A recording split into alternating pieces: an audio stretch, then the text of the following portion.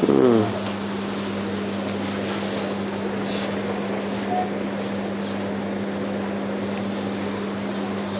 जी। बाबा ने बोला था एक संदेश भी देना है? एक को भी संदेश देना पड़ता है। 500 करोड़ की दुनिया में, 700 करोड़ की दुनिया में भगवान बाप आया हुआ है, और वो बाप जो आत्माओं का बाप है वो मनुष्य सृष्टि के बाप में आया हुआ है। सारी मनुष्य सृष्टि 500-700 करोड़ का बाप है। वो सबको संदेश मिलना चाहिए या नहीं मिलना चाहिए कि आया हुआ है? सभी को मिलना चाहिए, लेकिन सतोप्रधान संदेश देने के लिए एक को अलग अलग संदेश देना है, ऐसा है? एक को संदेश देना पड़ता है। नहीं, ऐसे नहीं कहा एक एक को संदेश देना पड़ता है। एक एक को अलग अलग बैठ करके साप्ताहिक कोर्स देना पड़ता है समझाने के लिए। 500-700 करोड़ एक एक बैठ समझेंगे नहीं, सिर्फ संदेश लेंगे। तो संदेश तो हुजूम को देना तो 500-700 करोड़ को संदेश मिलेगा अखबारों के द्वारा, टीवी के द्वारा, इंटरनेट के द्वारा, कोई भी साधन मिले, सारी दुनिया को संदेश जरूर मिलेगा। बाबा अभी वीआईपी को सेवा करो ऐसा बोलता है ना, वो कैसा करना है? वीआईपी की सेवा कैसे करनी है ये तो सवाल ही नहीं उठता। जैसे हर आत्मा की सेवा करनी है कि ये समझ करके शुभ संकल्प लेके कि ये बाप का बच्चा बन जाए, वर्षा लेने लायक बन जाए, ऐसे श्रेष्ठ संकल्प धारण करके हर आत्मा की सेवा करनी है, तो वीआईपी की भी सेवा करनी है। तो बहन जी के साथ जाना और माताओं का साथ जाना कैसा? बोला है मुरली में भाई भाइयों को जाकर समझावे और माताओं को जाके समझावे। लेकिन ये हुजूम की बात बताई, प्रदर्शनी की बात बताई, जो मेले मलाखड़े लगाते हैं उनकी बात बताई, लेकिन जो संदेश देने जाना है वो बात अलग है। लेकिन कोई की बुद्धि में गहराई से बैठाना है तो गहराई से बैठाने के लिए प्योरिटी मुख्य है। क्या दुनिया के सारे काम कैसे सिद्ध होते हैं? प्योरिटी से सिद्ध होते हैं। और पुरुषों में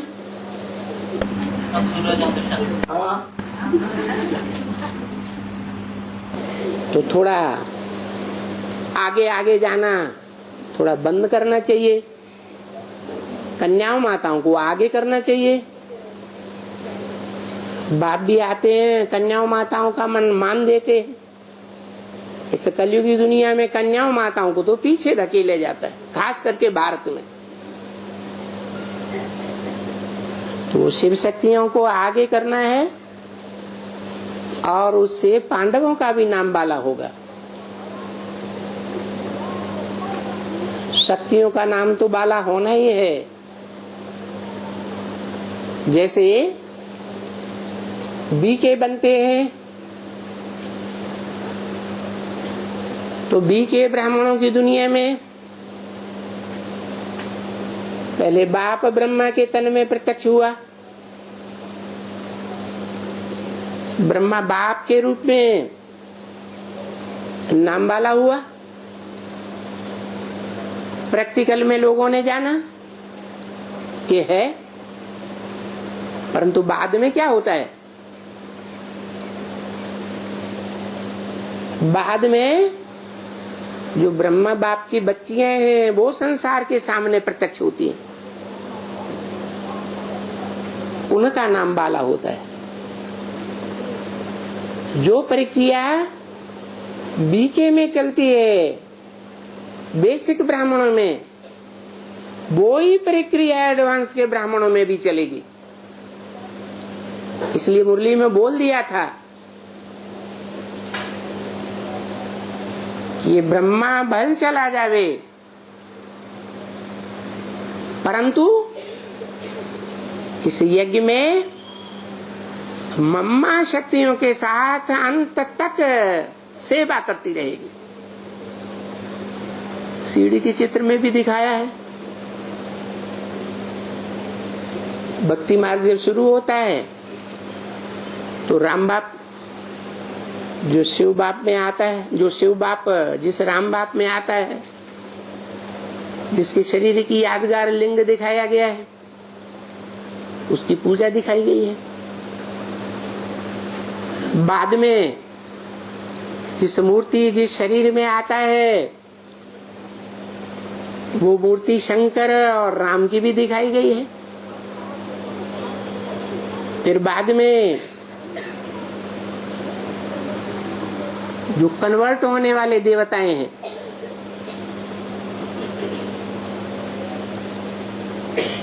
देवात्माएं कन्वर्ट हो जाती हैं और धर्मों में, फिर जानवरियत का पार्ट बजाती है। ऐसी आत्माएं जिनको जानवर भगवान के रूप में दिखाते हैं, उनकी भी पूजा दिखाई गई है। और अंत में जब कलयुग आता है तो पुरुष देवताओं की पूजा दिखाते हैं या शक्तियों की पूजा दिखाते हैं, देवियों की पूजा दिखाते हैं। किसकी दिखाते हैं? देवियों की बहुत पूजा होती है कलयुग अंत में। तो जैसा भक्ति मार्ग में होता है, वैसा ही ज्ञान मार्ग में संगम युग में शूटिंग होती है।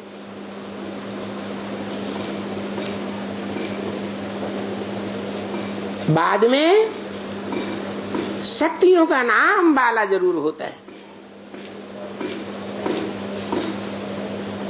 संसार के सामने चाहे इस्लाम धर्म हो, बौद्ध धर्म हो, क्रिश्चियन धर्म हो, वो भगवान बाप को साकार रूप में क्यों नहीं पहचान पाते है? क्योंकि साकार का पार्ट लोप हो जाता है। ऐसे तो अव्यक्त वाणी में बोला है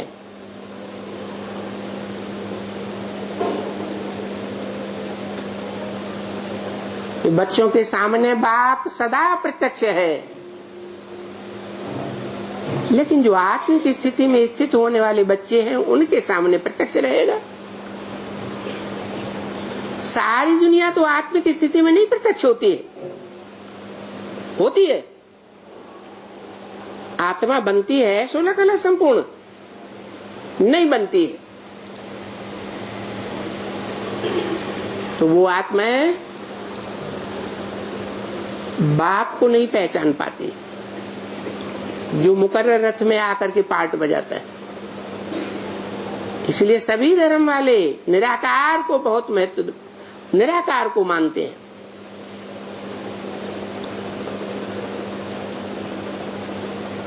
तो निमित्त बहन जी को लेना है क्या?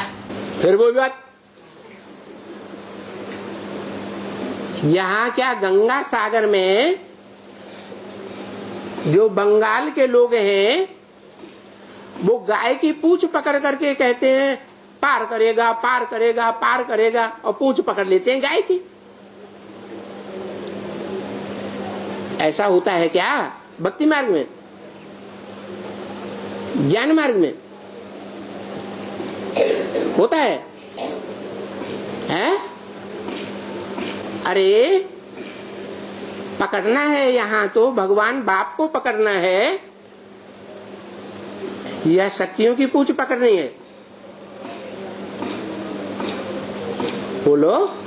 नहीं बाबा, आपने बोला ना ये किसको सेवा करने के लिए कन्या माताओं को लेना पड़ता है ऐसा? लेना पड़ता है, बाप ने नहीं बोला, सिर्फ ये बोला कि सेंटर में अगर ब्रह्मा कुमारी नहीं है तो कोई जो युगल है चलने वाले जिज्ञासु वो सेंटर नहीं संभाल सकते हैं? संभाल सकते हैं या नहीं? हाँ, संभाल सकते हैं। आगे चल करके युगलों का ही नाम वाला होना है। लक्ष्मी नारायण जैसों का नाम वाला होना है, वो ही विश्व के मालिक बनेंगे और नंबरवार विश्व के मालिक बनेंगे। और तो युगल का साथ लेना, आसाम का साथ लेना, युगल है तो युगल का साथ छोड़ना है क्या? निमित्त वालों को नहीं लेना। निमित्त को युगल है, वाह बट्टे। और बाबा, हाँ, 1998 में 15 अगस्त के दिन ही कृष्ण जन्माष्टमी था। हाँ जी, और उस दिन बाबा ने जेल से बाहर आया था। हाँ जी। और अभी 2017 में भी 15 अगस्त के दिन ही कृष्ण जन्माष्टमी है। हाँ, तो वह क्या होगा बाबा?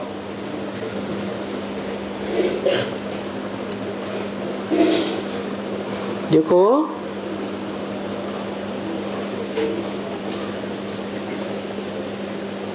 जिस कृष्ण की बात की जा रही है वो कृष्ण बच्चा है, जिसे हम अभी बता चुके कि वो दादा भी है।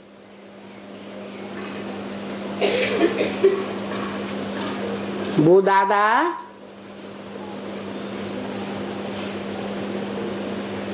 कृष्ण बच्चा जब प्रत्यक्ष होता है तो बाप को प्रत्यक्ष करता है, बच्चा बाप को प्रत्यक्ष करता है। संसोज फादर।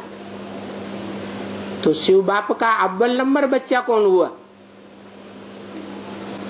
है? अरे, प्रजापिता बच्चा हुआ, वो तो बाप के रूप में है ही। वो तो स्वयं कृष्ण बच्चे को जन्म देने वाला है। वो बाप है। बाप को बिंदी बना देंगे क्या? सिर्फ बिंदी बनाएंगे कि साकार निराकार का मेल बनाएंगे? हाँ, वो साकार निराकार का मेल है। जो साकार निराकार का मेल है उसमें बच्चा भी है। इसलिए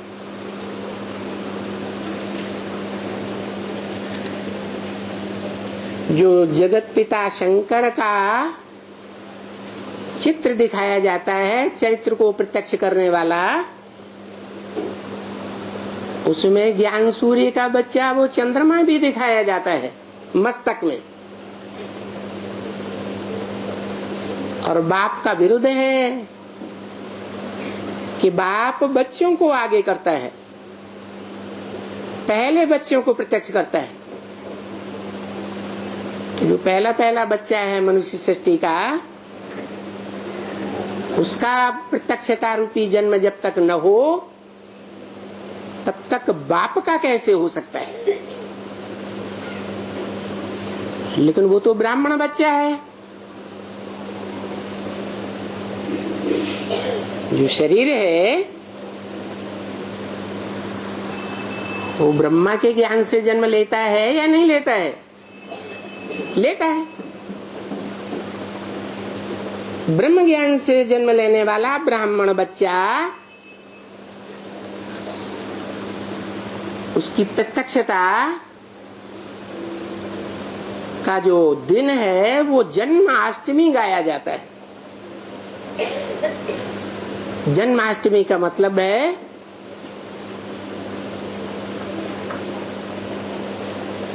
कि 7 विशेष आत्माएं हैं जिन्हें सप्तऋषि भी कहा जाता है।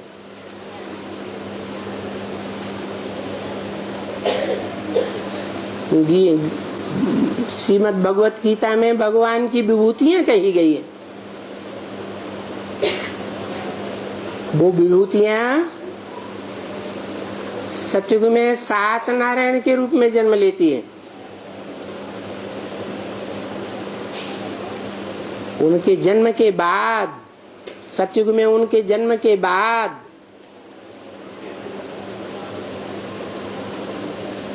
वो 8वां बच्चा प्रत्यक्ष होता है, प्रत्यक्षता रूपी जन्म।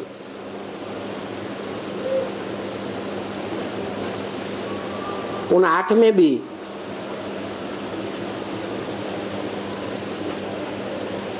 तीन रूप हैं। जैसे भी किसी धर्म में एक धर्म पिता बीज रूप होता है, सूक्ष्म बीज। जैसे सनातन धर्म का सूक्ष्म बीज शिव, एक होता है स्थूल बीज प्रजापिता आदम, और अगला होता है आधार मूर्त, जिसका आधार लेकर के धर्म पिता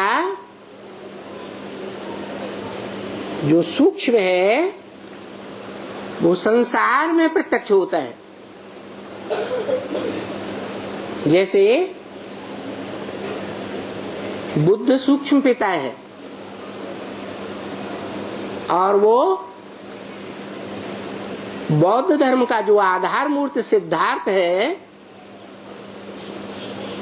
उसमें प्रवेश होता है। तो 3 रूप हो गए। एक सूक्ष्म रूप धारण करने वाला पिता, एक है साकार पिता, सिद्धार्थ का कोई पिता भी होगा, और उसका बच्चा आधार मूर्त। तो जन्माष्टमी जब मनाई जाती है उस जन्म में साकार कौन है? जो जन्म जन्मांतर साकार शरीर धारण करता है वो चंद्रमा के रूप में कृष्ण चंद्र भी है और राम बाप के रूप में राम बाप भी है।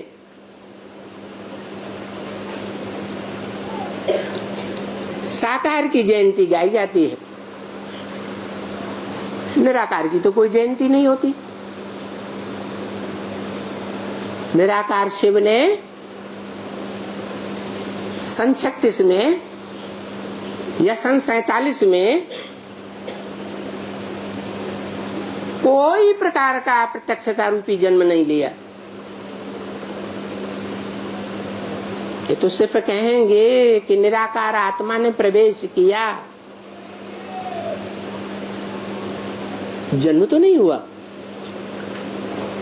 जन्म माने बच्चा बाहर आता है, सारी दुनिया मानती है बच्चे का जन्म हुआ।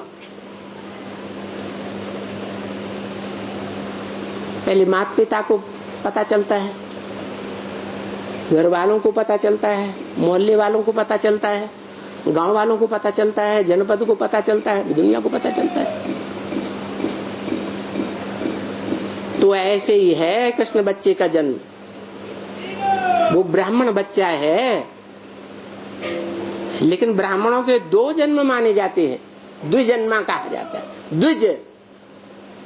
द्वि माने 2, ज माने जन्म।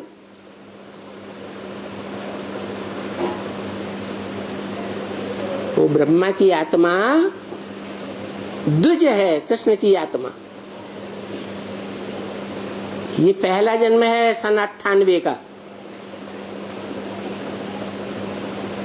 तो दूसरा जन्म भी जरूर होगा। भक्ति मार्ग में ब्राह्मणों की दुनिया में ब्राह्मण का दूसरा जन्म तब माना जाता है जब उसका यज्ञोपवीत होता है। 3 सूत्रों को धारण करता है, ब्रह्मा का ज्ञान सूत्र, विष्णु का ज्ञान सूत्र, शंकर का ज्ञान सूत्र, तीनों ज्ञान सूत्र का मेल ब्रह्म फांस में होता है, जिसे हम ब्राह्मण कहते हैं त्रिमूर्ति शिव।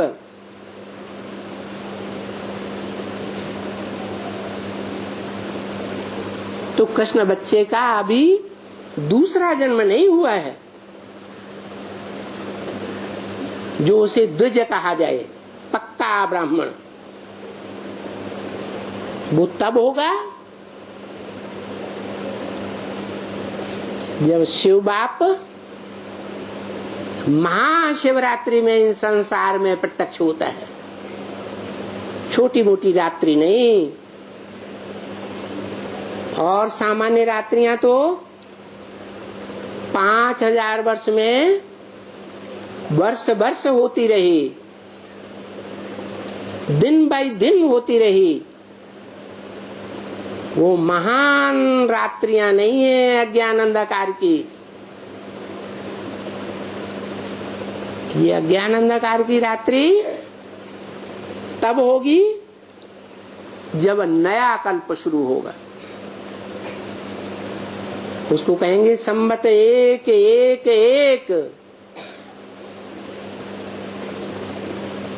अभी तो दुनिया में विदेशियों के भी संवत चल रहे हैं और भारतीय परंपरा के भी शक, हूण और विक्रम संवत चल रहे हैं, लेकिन वो सब 2500 साल के अंदर के हैं। मनुष्यकृत संवत। और ये तो दिव्य दुनिया की शुरुआत होगी, देवताओं की दुनिया। लक्ष्मी नारायण वो भी प्रत्यक्ष हो जाएंगे।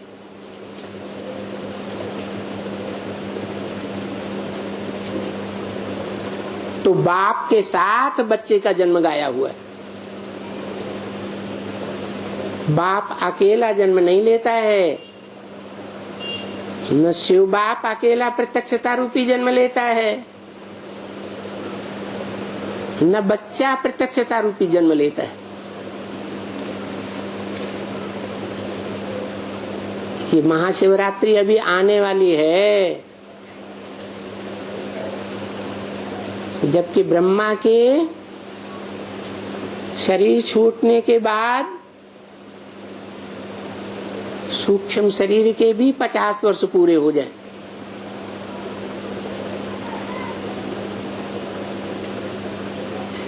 तब बाप और बच्चे दोनों का प्रत्यक्षता रूपी जन्म होगा। इसलिए भक्ति मार्ग में कृष्ण जन्माष्टमी भी रात्रि में मनाते हैं और शिवरात्रि भी रात्रि में मनाते हैं। दोनों का जन्म इकट्ठा कर दिया जैसे।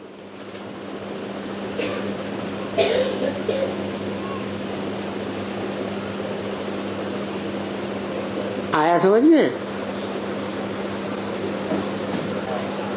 हाँ जी,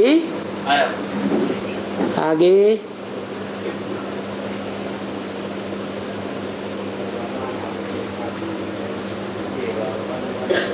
दे दो पकड़ो।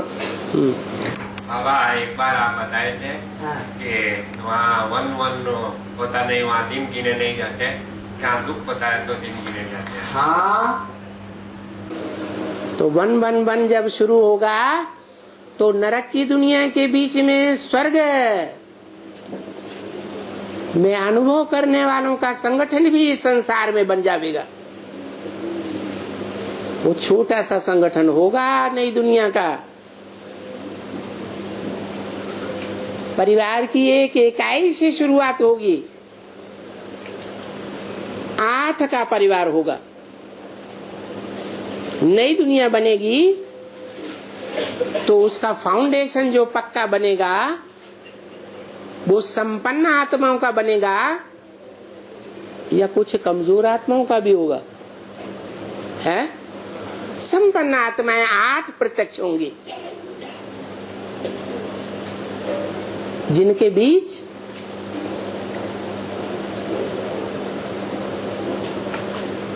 कृष्ण जन्माष्टमी गाई जाती है। और वो जन्म भक्ति मार्ग में ये जो संसार रूपी जेल है उसको क्रॉस कर जाता है। जन्म होता है तो जेल में नहीं रहता, इसे दुखों की संसार रूपी जेल में रहेगा या सुखों की दुनिया में पहुंच जाएगा, है सुखों की दुनिया में पहुंच जाएगा। और सुखों की दुनिया की शुरुआत भी तो होगी, उसका भी तो कोई संबत होना चाहिए। तो वो बाप बताते हैं कि सुखों की दुनिया का वो संबत होगा, उस छोटी सी नई सृष्टि के लिए होगा। सारी दुनिया नहीं जानेगी एकदम, सारी दुनिया उस बैकुंठ को, उस जन्नत को, उस हेवन को, हेवनली गॉड फादर को 500-700 करोड़ की दुनिया तो तब जानेगी जब सारी दुनिया भस्म होने को होगी।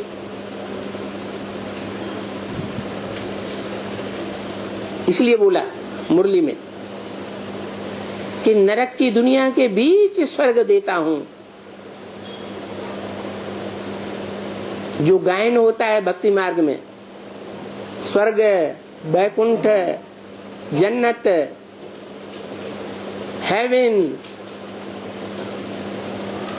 दूसरे धर्म क्या जो आत्माएं हैं वो भी तो मानती है ना स्वर्ग को, नहीं मानती? मानती है। तो जो मानती हैं वो कौन सी मानती हैं? अपने धर्म की जो पक्की रहती है, कभी देवी देवता बनती ही नहीं, वो मानेगी, या जो कन्वर्ट होने वाली आत्माएं हैं उन धर्मों में, वो खिंच करके जब यहाँ ब्राह्मण बनती हैं संगम में, वो मानेंगी? कौन मानेंगी जन्नत को? यहाँ की बात है। और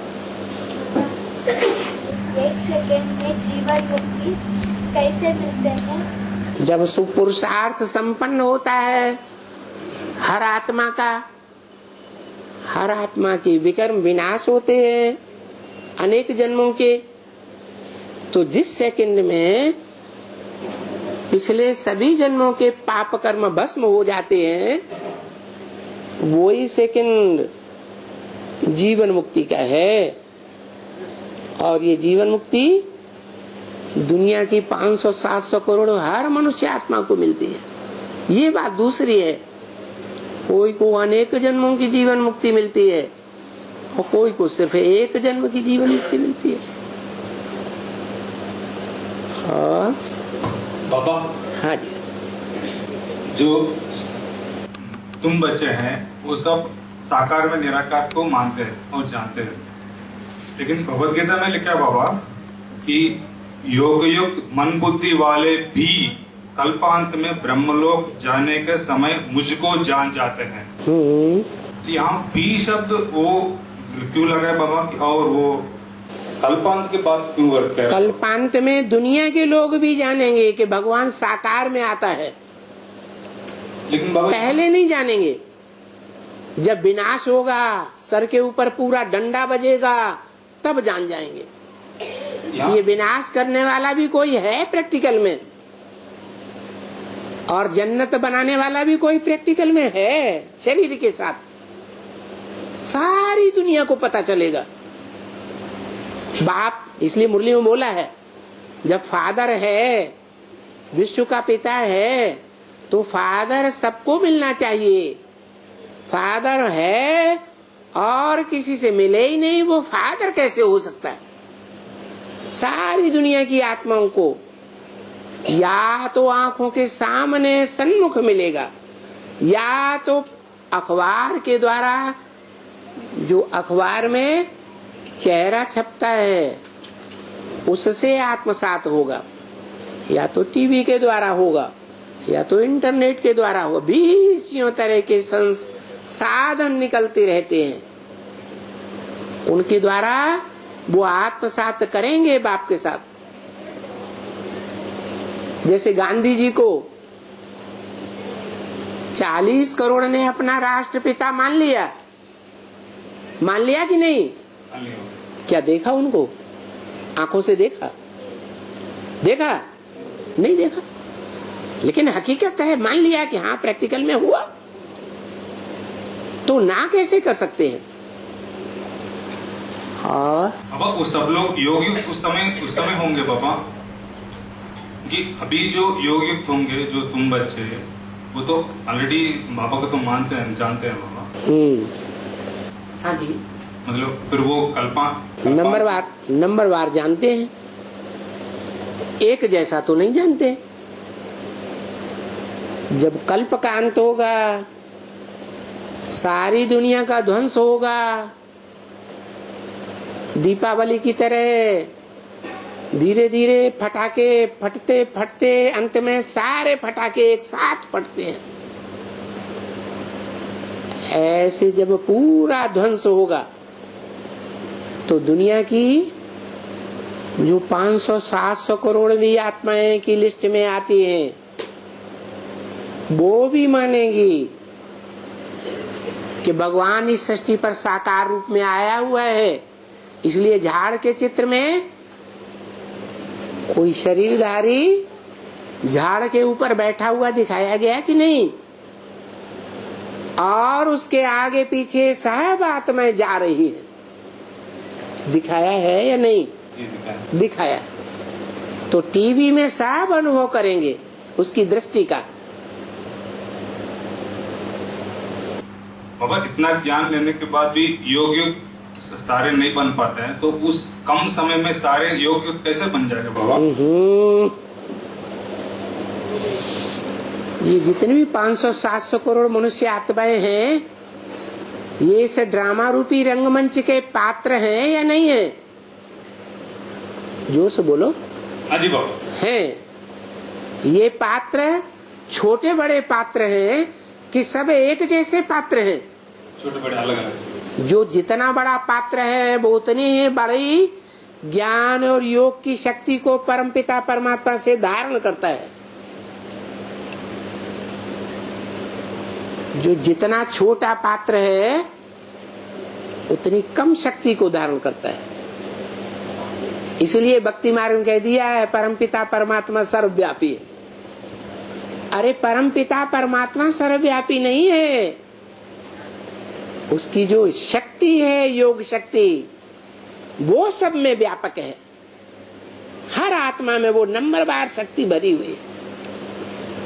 पेड़ पौधों में भी वो शक्ति है, जीव जंतुओं में भी वो शक्ति है,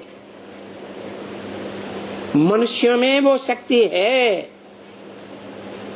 परंतु अन्य जीव जंतुओं के मुकाबले मनुष्यों में जास्ती है, क्योंकि मनुष्यों में मन बुद्धि है और जीव जंतुओं में इतनी मन बुद्धि नहीं है। नहीं समझ में आया? समझ में आया। हाँ जी। अब गीता में एक श्लोक में बताया कि ब्रह्म का सात्विक कर्म है बाबा। हाँ जी। तो उसमें वो दादा लेखराज ब्रह्मा का इशारा दिया गया नहीं। हाँ बाबा। ब्रह्मा एक है या अनेकों के नाम है? अनेकों का नाम है बाबा। तो नंबरवार ब्रह्मा होंगे कि एक जैसे ब्रह्मा होंगे? नंबरवार ब्रह्मा है तो नंबरवार ब्रह्मा सो विष्णु की भुजाएं हैं। कोई ऊपर की भुजाएं हैं, कोई नीचे की भुजाएं हैं, कोई दाईं ओर की भुजाएं हैं, कोई बाईं ओर की सहयोगी भुजाएं हैं, और कोई तो उन भुजाओं को कंट्रोल करने वाला है। उसको कहा गया है परम ब्रह्म। जो गाते हैं गुरु ब्रह्मा, दादा लेखराज ब्रह्मा, गुरु विष्णु, 5 आत्माओं के संस्कार का मेल गुरु विष्णु, गुरुदेवो महेश्वर, जो महान ईश्वर है। ईश्वर है, ईश माने शासन करने वाला। प्यार से सारे संसार का शासन करता है, इसलिए महान है। पुलिस के डंडे से, मिलिट्री की जोर से, एटम बमों के फटाके से कंट्रोल नहीं करता, इसलिए महान है। गुरुर्देवो महेश्वर, गुरु साक्षात परम ब्रह्म। वो जो परम ब्रह्म है, उस ब्रह्म की बात है। श्लोक दादा लेखराज ब्रह्मा की बात नहीं है। उस श्लोक को एक बार पढ़ लूं। पढ़ लो। सात्विक कर्म को ब्रह्मा से उत्पन्न हुआ जान, और ब्रह्मा अक्षर परमेश्वर सदाशिव शंकर से उत्पन्न हुआ है। हाँ। इसलिए रुद्र ज्ञान यज्ञ में सब जगह अपनी संकल्प शक्ति से पहुंचा हुआ ब्रह्मा सर्वदा प्रतिष्ठित है। हाँ। अर्थात जहाँ जहाँ ज्ञान यज्ञ होता है, वहाँ वहाँ ब्रह्मा स्वरूप हनुमान की उपस्थिति होती है। ठीक है, ब्रह्मा एक थोड़े ही है। ब्रह्मा एक है या अनेक है? तो ऐसे ही है, जैसे अर्जुन एक नहीं है, अनेक है। युधिष्ठिर एक नहीं है, अनेक है। भीम एक नहीं है, अनेक है। ऐसे ही ये ब्रह्मा के लिए बोला, जो ब्रह्मा सो विष्णु की स्टेज को धारण करने वाली आत्मा है, वो एक की बात नहीं है। गीता में ये भी बोला है, जो ब्रह्म है वो निर्दोष है। तो जब नंबरवार ब्रह्म है, तो सब एक जैसे निर्दोष हैं, सत्य हैं या नंबरवार है? नंबर तो हो गया। और हाँ, देना देना देना।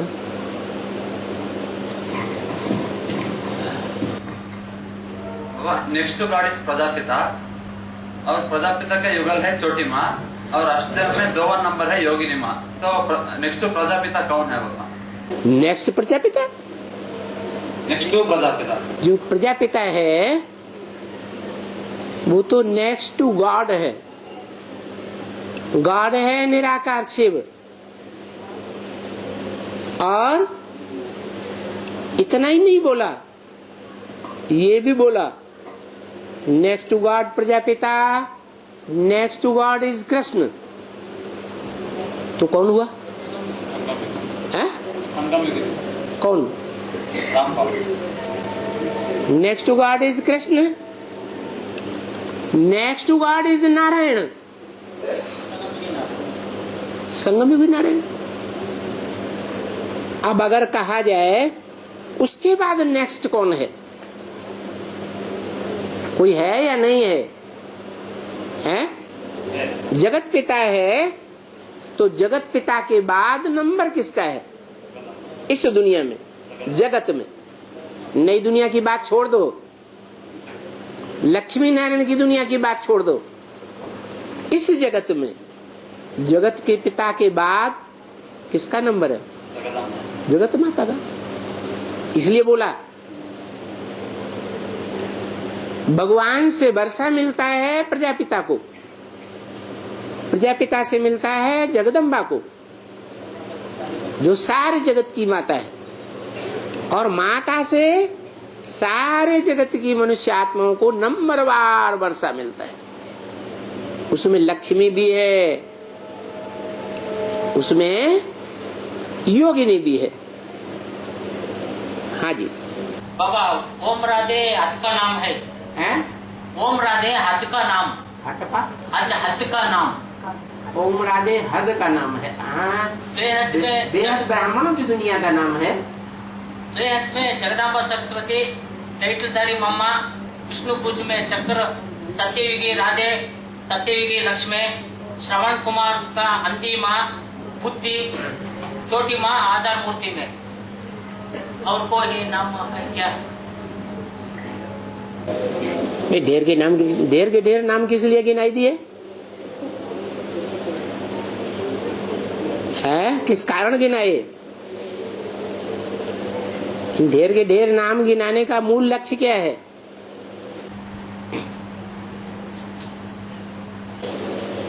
अरे जल्दी जल्दी बोलो, टाइम वेस्ट में अनेक नाम है। एक ही आत्मा को वेद में अनेक नाम है।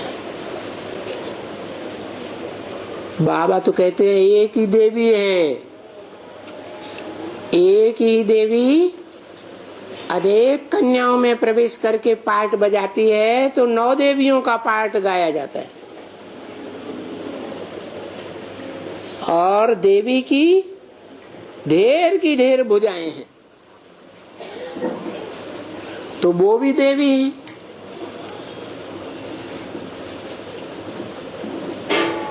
इसलिए जो वर्षा प्राप्त करने वाली बात है वो देखनी है। अव्वल नंबर में वर्षा प्राप्त करने वाला कौन? फिर द्वयम नंबर में कौन है? अरे किसी मुरली में कहा तुम बच्चों को जगदम्बा बनना है। जगदम्बा इस जगत का 500-700 करोड़ की दुनिया का नाम है या नई दुनिया का नाम है जो भगवान की बनाई हुई है?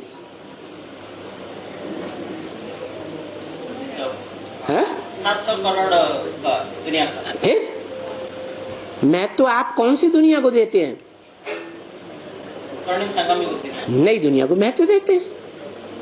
तो नई दुनिया में अगर कोई फीमेल है श्रेष्ठ ते श्रेष्ठ, वो तो लक्ष्मी है जो भगवान बाप से जगदम्बा के द्वारा वर्षा पाती है।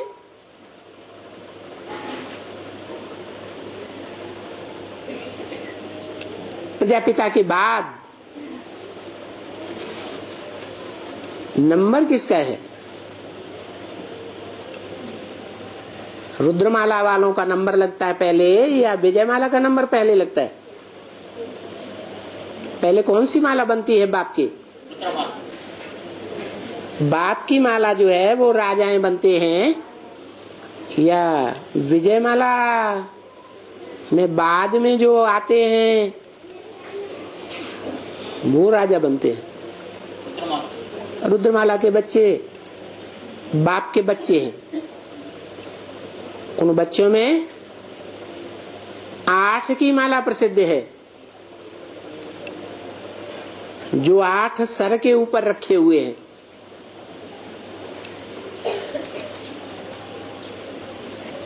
वो समझ में आ गए हैं? आ गए। बाबा कुमारी का अच्छा नाम है दादी का। हाँ, बेहद में प्रकाशमणि। बेहद में प्रकाशमणि। प्रकाशमणि बेहद का नाम। अरे कुमार का माने कुमारी जिसने शादी नहीं की है वो कुमारी। ये हद की बात बताई। ब्रह्मा की बुद्धि में हद की बात है और ब्रह्मा के जो ब्रह्म वाक्य निकलते हैं शिव के वाक्य हैं, ब्रह्मा की आत्मा के वाक्य नहीं है। ब्रह्मा का मुख सिर्फ निमित्त बनता है उन वाक्यों को निकालने के लिए, इसलिए ब्रह्म वाक्य कहे जाते हैं। लेकिन ब्रह्मा जब उस वाक्य को समझता ही नहीं तो उसका मूल्य हुआ है? हुआ नहीं। बेहद में समझता ही नहीं कुमार का कौन है। बेहद में कुमार का वो है जो जीवन भर कुमारी है, शादी करती ही नहीं। जगदम्बा फिर भी शादी करती है। जगदम्बा की भुजाएं भी शादियां करती हैं, लेकिन जो राधा है चंद्रवंशी राधा सिर्फ राम को धारण करने वाली उसकी बात है। तो दादी को वेद में सतयुग का सेकेंड नारायण, त्रेता का थर्ड सीता, सेकेंड आधार मूर्ति और इस्लाम धर्म का आधार मूर्ति दीवाल फर्स्ट नारद है। फर्स्ट नारदा कौन? वो कुमार का दादी। हाँ, इस्लाम धर्म में आधार मूर्ति दुनिया का जो दूसरा धर्म है। देवी देवता सनातन धर्म के बाद उस इस्लाम धर्म की मुख्य आत्माओं में से है। फर्स्ट कुमारिका नहीं है इस्लाम धर्म में, आधार मूर्त। ब्रह्मा बाबा ने कुमारिका को ज्यादा महत्व दिया या विश्व किशोर को ज्यादा महत्व दिया? यज्ञ की सारी जिम्मेवारी किसके ऊपर सौंपी? विश्व किशोर के ऊपर सौंपी। तो वो सतयुग का सेकंड नारायण साबित होता है, कृष्ण वाली आत्मा का वारसदार साबित हो जाता है। उसके बाद नंबर आता है कुमारिका का, सेकंड नारायणी नारायणी। हाँ जी। और बाबा, हाँ, एक मुरली में बाबा ने बोला है कि सतो प्रधान बनने के लिए 100% तमो प्रधान बनना है। तो 100% तमो प्रधान बनने के बाद ही ज्ञान मिलेगा क्या? 100% तमो प्रधान जो आत्मा बनती है तो 100% रावण भी बनी या नहीं बनी? बनी। जो 100% रावण होगा वो 500 करोड़ को रुलाने वाला हुआ या नहीं हुआ? हुआ। तो कौन हुआ? जो सारी दुनिया का विनाश करता गाया जाता है, और राम ही रावण बनता है। वो कुमारिका दादी, बच्चे को दो, बच्चे को धीरे फ्रेंड्स और टीचर को शॉर्ट में कैसे संदेश देना है? 500 प्रिंस को, हाँ, फ्रेंड्स मित्र और टीचर को हाँ, कैसे संदेश देना है? कैसे संदेश देना है? शॉर्ट में कैसे संदेश देना है? स्वर्ग में थोड़ा ही, शॉर्ट में यही संदेश दो कि नई दुनिया सतयुग आने वाला है, ये पुरानी दुनिया तमो प्रधान कलयुग जाने वाला है, और नई दुनिया का बनाने वाला भगवान आया हुआ है। ये संदेश हो गया। 3 बातें सुना दो, संदेश हो गया। वो आत्मा तुम्हारी राजाई में आ जाएगी, पुरुषार्थ करे या न करे, ज्ञान सीखे या न सीखे, अभी योग में बैठे न बैठे, बाद में बैठेगी, लेकिन तुम्हारी राजाई में आ जाएगी। इतना संदेश देने मात्र से। और दादी बेहद में गांठ, अरे पीछे कोई हाथ उठा रहा है तुम्हारी बोलने से पहले। दे दो दे दो दे दो दे दो। हाँ, निरंजन माना क्या है? निरंजन निराकार। अंजन कहते हैं काजल को। अंजन माने काजल, कालिमा, वो निरंजन है। माना कालिमा रूपी पाप उसमें नाम मात्र को भी नहीं है। जिनकी आत्मा में 100% अंजन कालिमा चढ़ जाती है, वो काले दिखाई जाते हैं। राम कृष्ण को भी काला दिखाया गया। कब काले बनते हैं? उनको निरंजन निराकार कहेंगे या अंजन धारण करने वाले कहेंगे? अंजन माने पाप, पापों की कालिमा। काला कर्म करते हैं ना, तो उसको कहते हैं कालिमा, काला मुंह कर लिया। निरंजन माना जिसमें कोई पाप नहीं है। परम धाम की तो बात ही छोड़ दो, इस साकार सृष्टि पर भी आता है तो ढेर की ढेर आत्माओं के साथ इंद्रियों का संबंध जोड़ता है। जो यादगार शिव के मंदिर में दिखाई गई है। मुरली में भी बोलते हैं तुम सब पार्वतियां हो। तो ऐसा इंद्रियों का संबंध जोड़ने के बावजूद भी उसमें कोई पाप नहीं लगता। नहीं तो एक पुरुष एक स्त्री करने के बाद, एक शादी करने के बाद अगर दूसरी शादी करता है तो उसको पाप कर्म कहा जाता है। तीसरी करता है तो और पापी हो गया। राजाओं ने अनेक रानियां रखी तो बहुत पापी हो गए। बहुत अंजन धारण कर लिया। अंजन माना कालिमा, काजल।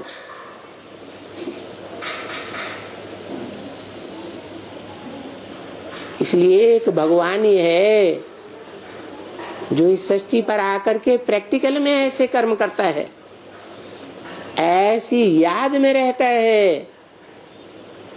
किसी मनुष्य शरीर के द्वारा ऐसी संपन्नता की स्टेज की यादगार वो मंदिर में रखी हुई है शिवलिंग के रूप में, जो निरंजन निराकार गाया हुआ है। निराकारी स्टेज में देवान का नाम निशान नहीं। और दादी का गांधारी, अहल्या, पत्तरपुती, माया चालाकी, माया बिल्ले, माया बेटी, माया मौसी, दो पढ़ के साथ दे दो सर्वशक्तिवान मंडोदरी। अरे जरा जोर से बोलने दो, ढेर सारे नाम। हाँ, गांधारी, अरे अहल्या, धीरे धीरे धीरे धीरे। पत्थर बुद्धि, माया चालाकी, माया बिल्ले, माया बेटे, माया मौसी, दो पण का सांप है, दो पण का सांप, हाँ, दो फण का सांप, दो सर्वशक्तिवान, दो मुंह का सांप, हाँ, दो मुंह का सांप, मंडोदरी है, मंडोदरी, मंदोदरी। अव्वल नंबर कौन है? नाम तो है लेकिन अव्वल नंबर माया। हाँ, माँ माने नहीं, आया माना आया। ये मेरे जीवन में ना आई होती तो अच्छा था। उसका नाम है माया, लेकिन आती है। और बाबा कोई आत्मा बहुत धन का सेवा करता है यज्ञ में, लेकिन ब्रह्म भोजन नहीं करता है, उनका शूटिंग क्या है? उनको धन का तो मान है, उनको धन का अहंकार है कि हमारे धन से ये यज्ञ चलता है, हमने इतना धन दिया तो हम बहुत साहूकार बन जाएंगे। लेकिन उनको ये नहीं मालूम है कि बाबा ने बोला है जो जितना परसेंटेज धन अर्पण करता है अपने जीवन में, वो उतने ही परसेंटेज का साहूकार बनेगा। लेकिन स्थूल धन का दान करना उतना महत्व नहीं रखता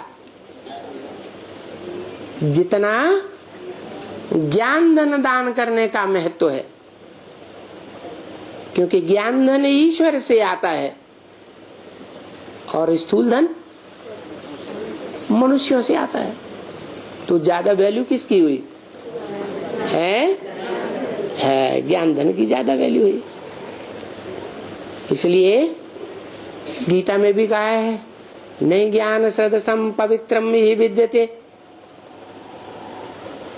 ये भी कहा है कि जो स्थूल वस्तुओं का दान देते हैं, उन स्थूल वस्तुओं के दान देने से ज्ञान दान श्रेष्ठ है। और तो साकार और निराकार का चित्र में नीचे चिपकली और बिच्छू दिया हो, इसका क्या अर्थ है बाबा? साकार के चित्र में भी नीचे छिपकली दिए, चिपकली और निराकार के चित्र में भी छिपकली दिए।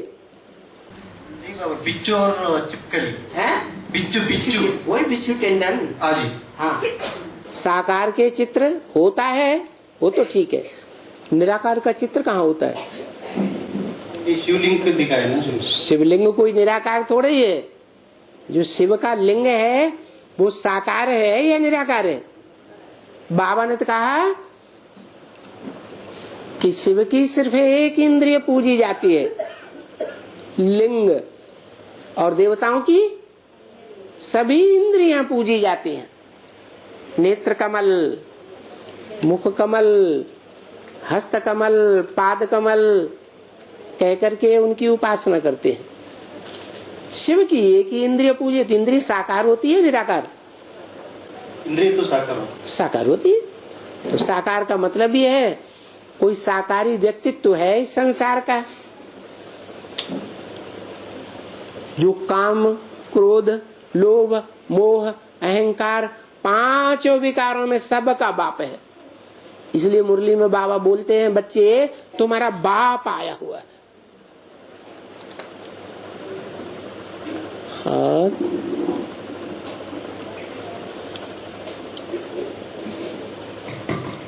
बाबा पुरुषार्थ के अनुसार सब बच्चे अपना पद पाते हैं ना बाबा? हाँ जी। भगवत गीता में ये लिखा बाबा कि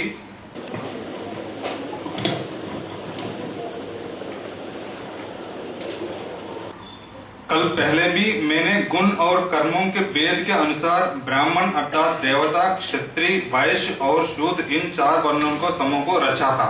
हाँ जी। ये तो भगवान रचता है बाबा, या अपने पुरुषार्थ के अनुसार ये पद पाते हैं बाबा?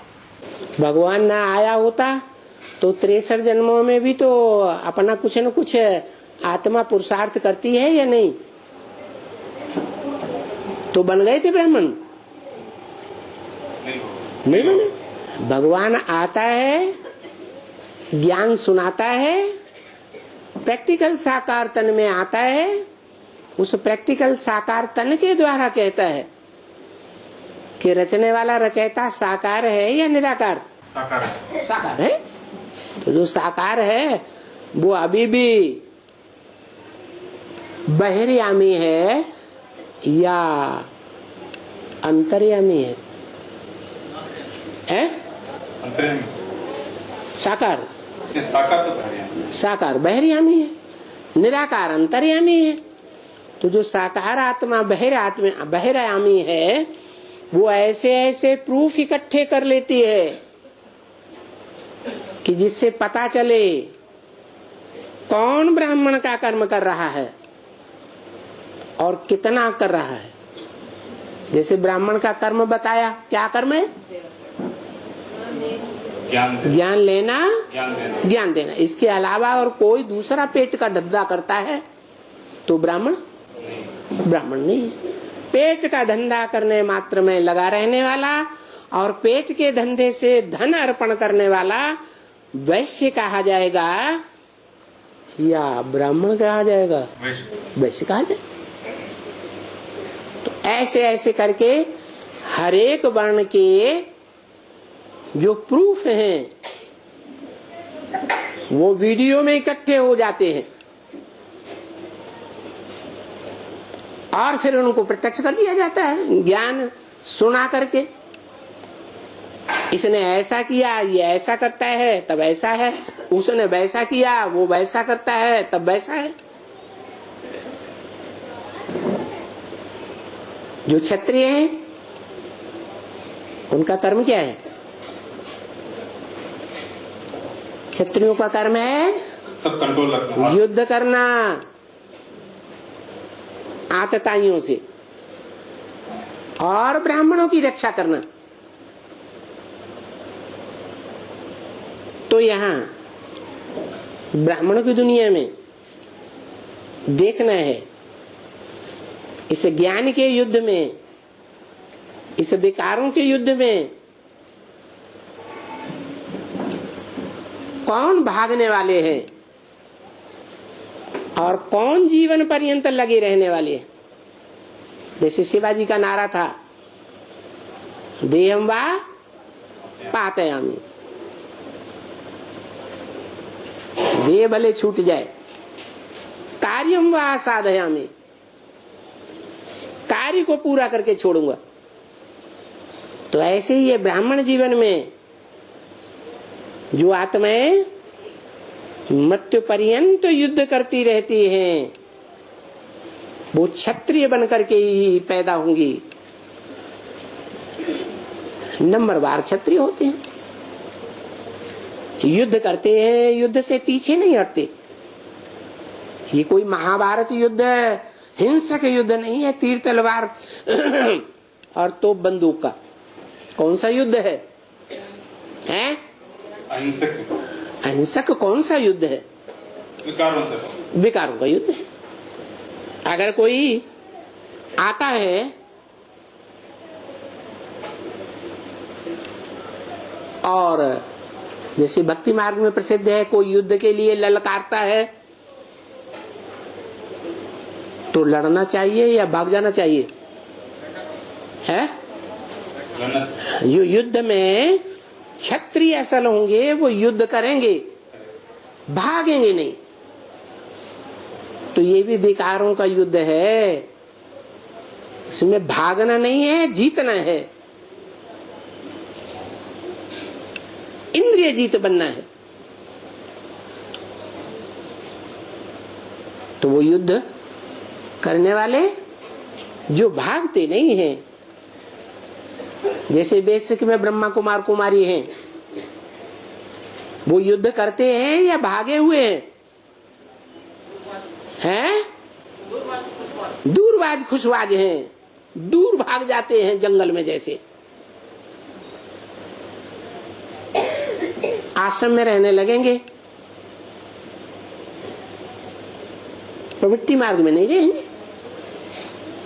जैसे सन्यासी चोरी छिपे विकार भोगते रहते हैं, या तो ऐसे विकार भोगते रहेंगे। तो फिर उन्हें क्या कहा जाए? ब्राह्मण कहा जाए? क्षत्रिय कहा जाए? नहीं, न ब्राह्मण हुए न क्षत्रिय हुए। विशेष होते हैं वैश्य। वो दुनियावी धंधा करते हैं पेट पालने के लिए, अच्छे से अच्छे तरीके से अपना पेट पालेंगे, अपने बच्चों का पेट पालेंगे, बीवी बच्चों का पालेंगे। किस लिए पालेंगे? किस लिए पालेंगे? हैं?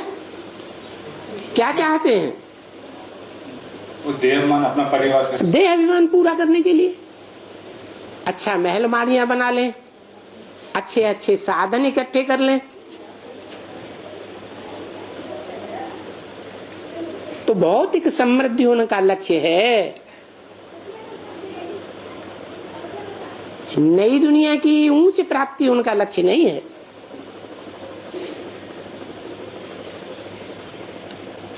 जो गीता में कहा है, यस्य सर्वे समारंभा काम संकल्प वर्जिता, वो ब्राह्मणों में पंडित जन हैं जिनके सारे कार्य काम विकार के संकल्प से रहित होते हैं। कोई भी कार्य करेंगे उसमें लक्ष्य काम विकार का नहीं रखेंगे कि काम विकार का सुख भोगना है।